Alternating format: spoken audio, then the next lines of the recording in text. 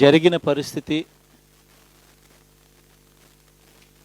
అందరికీ కూడా తెలిసిందే. గత చరిత్రలో ఎప్పుడూ జరగని విధంగా ఏకంగా 99% వాగ్దానాలు అమలు చేశాం. ఎప్పుడు జరగలేదు ఆంధ్ర రాష్ట్ర చరిత్రలో కానీ దేశ చరిత్రలో కానీ. ఈ మాదిరిగా మేనిఫెస్టో అన్నది ఒక పవిత్ర గ్రంథంగా భావించి అదొక బైబిల్ గాను, అదొక ఖురాన్ గాను, అదొక భగవద్గీత గాను భావిస్తూ టిక్కు పెట్టమని చెప్పి ప్రతి ఇంటికి పంపించి, టిక్కు పెట్టమని చెప్పి ప్రతి అడుగుతూ, ఆ ప్రతి అక్క చెల్లెమ్మల ఆశీస్సులు తీసుకుంటూ, ఆ ఇంట్లో ఉన్న అవ్వాతాతల దీవెనలు తీసుకుంటూ, ఏ రోజు కూడా ఈ మాదిరిగా బటన్లు నొక్కడం, ఏకంగా 2,70,000 కోట్ల రూపాయలు ఎటువంటి వివక్ష లేకుండా, ఎటువంటి లంచాలు లేకుండా, ఏ నెలలో ఏమిస్తామో అని ముందే చెప్పి క్యాలెండర్ ప్రకటించి, ఆ నెలలో అది తప్పకుండా ప్రతి సంవత్సరం తూచా తప్పకుండా ప్రతి సంవత్సరం అది జరిగేట్టుగా చేస్తూ ఏకంగా 2,70,000 కోట్ల రూపాయల వివిధ పథకాల ద్వారా మాట తప్పకుండా జరగడం కూడా గతంలో ఎప్పుడూ కూడా చూడలేదు, జరగలేదు. ఇవన్నీ కూడా నేను ఏదైతే చెప్తా ఉన్నానో ఇవన్నీ ఎప్పుడూ చూడని మార్పులు, గతంలో ఎప్పుడూ జరగని సంస్కరణలు. విద్యారంగంలో అయితేనేమి, వైద్య రంగంలో అయితేనేమి, వ్యవసాయ రంగంలో అయితేనేమి, సామాజిక న్యాయం అంశంలో అయితేనేమి, మహిళా సాధికారత అంశంలో అయితేనేమి, గవర్నెన్స్ విషయంలో అయితేనేమి ఎప్పుడు జరగని చూడని సంస్కరణలను కూడా తీసుకొచ్చాం. ఇవన్నీ నేను ఏదైతే చెప్తా ఉన్నానో ఇవన్నీ మనం చేసి చూపించి ప్రజల మన్ననలు పొందిన తర్వాతే ఎన్నికలకు వెళ్ళాం. ఎన్నికల్లో ఏమైందో తెలీదు. 5 సంవత్సరాలు కళ్ళు మూసుకుంటే చాలా అయిపోయింది. 5 సంవత్సరాలు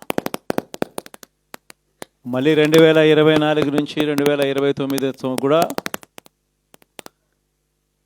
అదే మాదిరిగానే కళ్ళు మూసుకుంటే 2029 కూడా కళ్ళు మూసుకుంటూ వచ్చేస్తుంది. ఇవి మనం గుర్తుపెట్టుకోవాల్సిన అంశం ఏమిటి అని అంటే, సినిమాలో ఓన్లీ ఫస్ట్ హాఫ్ మాత్రమే అయ్యింది. గతంలో కూడా ఇదే మాదిరిగా పరిస్థితులు ఉన్నప్పుడు కూడా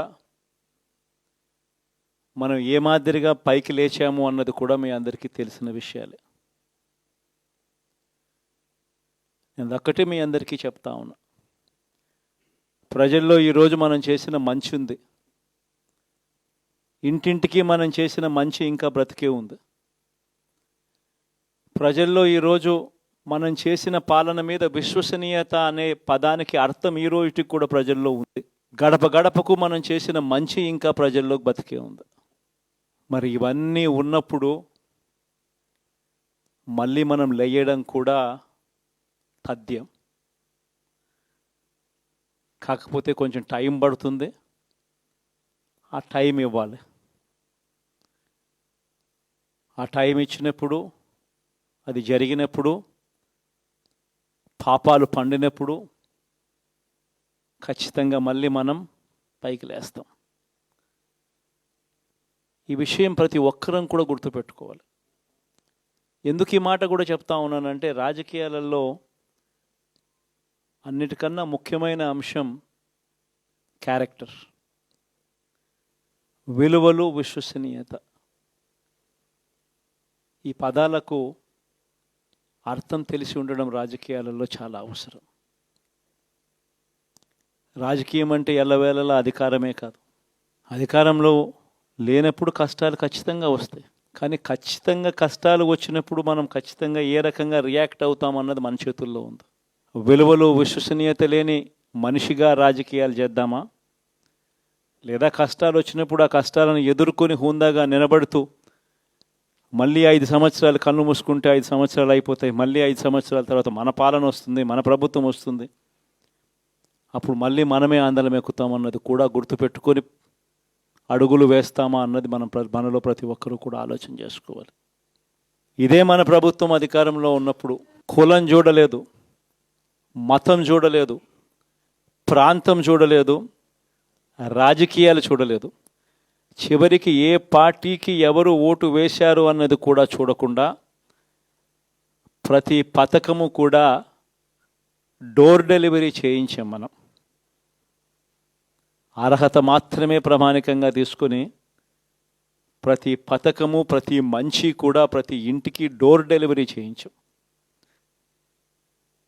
అలా ప్రతి మంచి, ప్రతి పథకము డోర్ డెలివరీ చేసిన ప్రభుత్వం మనదైతే, పాలన మందైతే, ఈరోజు కేవలం వాళ్ళ పార్టీకి ఓటు వేయలేదు అని మాత్రమే,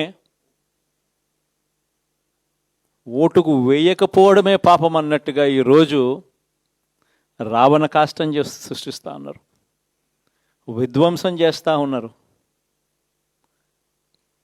ఆస్తులు నష్టం చేస్తున్నారు, కొడతా ఉన్నారు, అవమానిస్తూ ఉన్నారు. ఇవన్నీ శిశుపాలుని పాపాల్లో భాగాలుగా ఇవన్నీ అప్పుడే పాపాలు మొదలయ్యాయి. ఒకవైపున మనమేమో మనకు ఓటు వేయకపోయినా కానీ ఏ రోజు కూడా డిస్క్రిమినేషన్ చూడలేదు. అటువంటి వాళ్లకు కూడా మనం డోర్ డెలివరీ చేసిన ప్రభుత్వం పాలన మందైతే, ఈరోజు కేవలం ఓటు వేయలేదన్న ఒకే ఒక కారణంతో ఏకంగా కొడతా ఉన్న పాలన వీళ్ళది. ఈ పాపం ఊరికే పోదు. రెండవ పాపం చంద్రబాబుది కూడా అప్పుడే పండింది. బహుశా